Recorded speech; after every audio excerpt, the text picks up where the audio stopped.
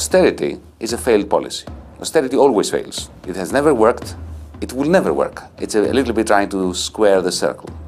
However good a mathematician you are, it cannot be done. So why have they been using austerity? Because they have no idea how to deal with the crisis of their own making. As long as the peoples of Europe are not presented with a pragmatic, rational, sensible alternative, we are going to continue along the path of disintegration of Europe.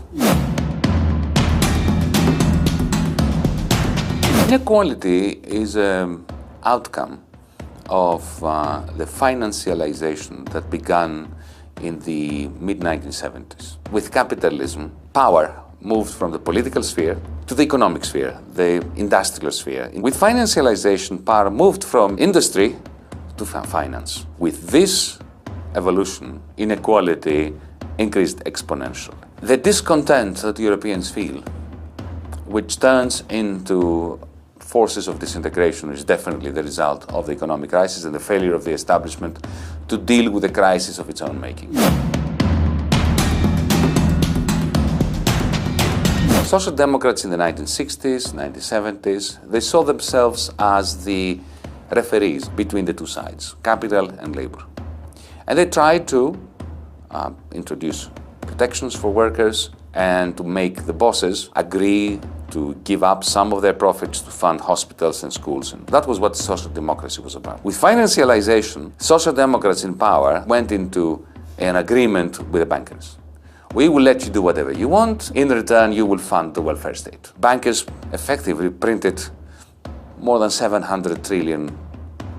And the planet was not large enough. Those pyramids of money collapsed, and we had the crisis of 2008. At that point, social democrats who were in power did not have either the analytical capacity or the moral strength to pick up the phone and tell the bankers, game over. So the moment they saved the bankers, shifting all the burdens onto the people, social democracy died. This is a very sad accusation for me because it's so very untrue.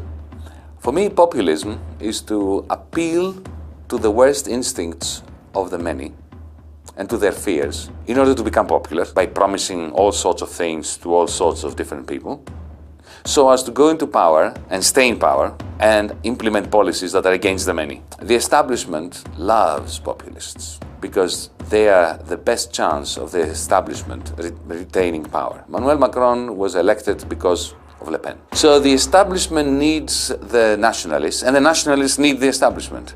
And we are on the other side.